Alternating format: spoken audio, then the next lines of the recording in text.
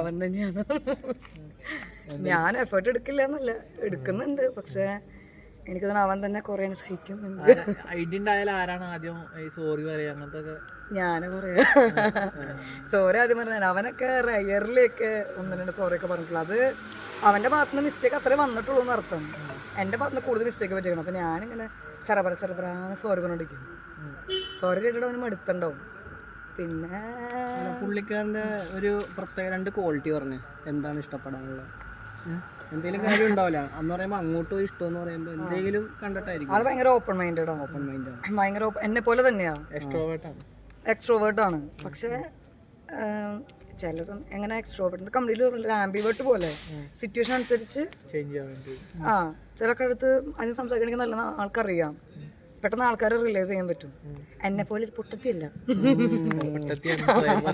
അതിനാ ഞാനിങ്ങനെ നിക്കണേ. പിന്നെ അവൻ ആൾക്കാരെ പെട്ടെന്ന് ക്യാച്ച് ചെയ്യും, എല്ലാവരും പെട്ടെന്ന് ഗ്രാസ്പ് ചെയ്യും. സോ കമ്പാരിറ്റീവ്ലി എനിക്ക് അങ്ങനത്തെ ഫീച്ചേഴ്സൊക്കെ ഭയങ്കര ഇഷ്ടമാണ്.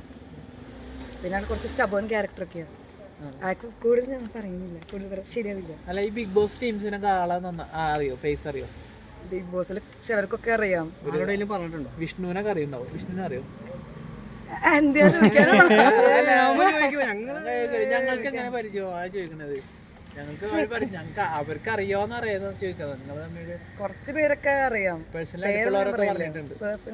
പേഴ്സണലി അടുപ്പുള്ളവരോടൊക്കെ അറിയാവുന്നത്, അതായത് സെറീന, വിഷ്ണു അങ്ങനത്തെ കുറച്ച് പേർക്ക് അറിയാവുന്ന ചോദിച്ചത്. അറിയുന്നവരൊക്കെ ഉണ്ട്. ഞങ്ങൾ വീഡിയോ കോളൊക്കെ ചെയ്തിട്ടുണ്ട്. കാണിച്ചു കൊടുത്തിട്ടൊക്കെ ഉണ്ട്, സംസാരിച്ചിട്ടൊക്കെ ഉണ്ട് അവര്. കൂടുതൽ ഞാൻ ആരെന്നും പറയില്ല, അവിടെ പോയി ചെയ്യാൻ. ശരി, എത്ര കാലം കൊണ്ട് സെറ്റിൽഡ് ആവും? എത്ര വർഷം കൊണ്ട് കല്യാണം ഉണ്ടാവും? അത് ഞാനവിടെ തീരുമാനിക്കണം. ചേട്ടൻ എത്ര നാൾ കൊണ്ട് സെറ്റിൽ ആവും? ചേട്ടൻ പറ. ഞങ്ങള് എന്നാലും ഏകദേശം പറയാം, എത്ര നാൾ ചേട്ടൻ സെറ്റിൽ ആവും? ഞാൻ സെറ്റിൽഡ് ആവുന്ന പോലെയൊക്കെ ഡൗട്ടാണ്. അത് ഇതാണ് എന്റെ ജീവിതം പോയിക്കൊണ്ടിരിക്കുന്നത്. ഞാൻ ഇന്ന് ഹാപ്പിയാണ്, നാളെ ഹാപ്പിയാണ്, അത്രേ ഉള്ളൂ. വേറെ കാര്യങ്ങളൊന്നും നിലവിൽ പ്ലാൻ ഇല്ല. അതുപോലെ തന്നെ എന്റെ അവസ്ഥ. ഞാൻ പറഞ്ഞത് നാളെ സെറ്റിൽ ആവും, നാളെ സെറ്റിൽ ആവാൻ പറ്റുമോ? എന്നാലും അതുണ്ടാവല്ലോ, നമ്മള് ഗോൾ സെറ്റ് ചെയ്യില്ലേ ഇങ്ങനെ ഇന്ന പോലെ സെറ്റിംഗ് ഉണ്ട്. പക്ഷെ നമ്മൾ എപ്പോ സെറ്റിൽ ആവുന്ന നമ്മൾ മാത്രം നമ്മൾ ഡിപ്പെൻഡ് ചെയ്തിരിക്കില്ല. നമ്മുടെ സാഹചര്യങ്ങള്, പിന്നെ അവിടെ മുകളിലിരിക്കുന്ന ആളുടെ അനുഗ്രഹം പോലെ ഇരിക്കും. പക്ഷെ റിലേഷൻഷിപ്പിലാകുമ്പോ അതിന് കുറച്ച് റെസ്പോൺസിബിലിറ്റി ഉണ്ട്. ഇന്ന കുറച്ച് പ്ലാൻസ് കാര്യങ്ങൾ ഓൾറെഡി ഉണ്ടാവും. അല്ലാണ്ട് പ്ലാൻ ഇല്ലാത്ത കാരണം ഇപ്പൊ അവൻ എന്നെ ഒഴിവാക്കാൻ വെച്ചിട്ടിരിക്കും. ഞാനിങ്ങനെ തേരാഭാരമായിട്ട് ഇങ്ങനെ നടക്കുന്നു. എന്തായാലും കേരളം ഞെട്ടാൻ പോകുന്ന ആളാണ് ഷിപ്പുട്ടൻ.